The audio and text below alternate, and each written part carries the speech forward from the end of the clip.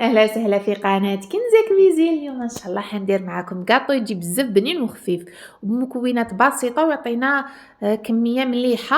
اللي تحب تضاعف المقادير تقدر تضاعف. هنا بسم الله واش عندي 125 غرام مارغرين تكون بدرجه حراره المطبخ،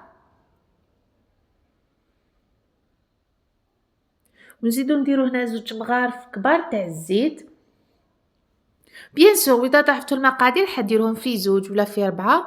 وهنا درت نص كاس تاع السكر، سكر غلاس. هنا استعملت سكر.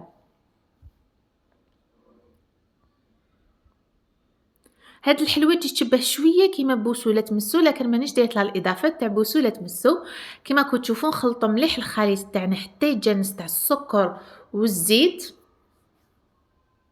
ولا مارغرين تاعنا، نخلطوهم مليح يولونا كريميين. اللي عندها بيتخا ولا تحب تخلط تقدري تخلطي، ولا كار تخلط يدوي.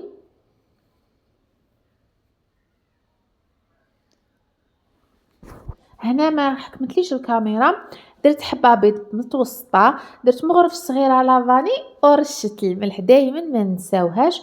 ونزيدو نكملو نخلطو مليح الخليط تاعنا حتى يتجانس. وهنا نزيدو كاس صغير ربع تاع لا مايزينا نشا. كاس هذاك اللي ما نستعملو تاع 220 مليلتر درت كاس صغير ربع. ونزيدو نكملو الخليط تاعنا. وهنا نبداو نجمعو بالفارينه. الفارينه تاكلكم حوالي من 250 حتى ل 270 لاخاطش رانا دايرين لا مايزينا كيما على بالكم لا مايزينا تمتم تشرب.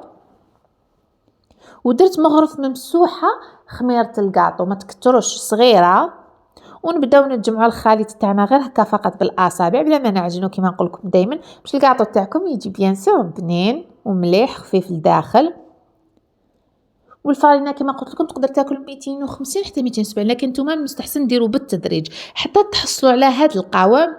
ونشكلوها نرشوا البلون دو طرافاي تاعنا بالفارينه ونشكلوها على شكل حربوش ونقطعوها مقروطات بهذا الشكل مقروطات كامل. وندخلوها في الفور طيب على 160 150 درجه، تاخذ لنا لا كولور بيان دوغي من تحت وتزيد تاخذ لنا لا كولور بيان من الفوق دوغي. هاو شوفوا كيفاش تشققت لنا. هاي البنات الحلوه هكا هذيك اللي فيها لا مايزينا كي تشقق لكم هكا عرفوا بلي هذه من نجاح علامات نجاح الوصفه تاعكم، تسمى يسقط لكم وتكون خفيفه لداخل.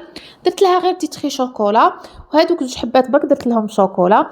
بالنسبه للبنات هذه تخرج لكم واحد 12 ولا 13 حبه، لاخاطش من الحجم كيما كتشوفوا شويه كبيره الحبه.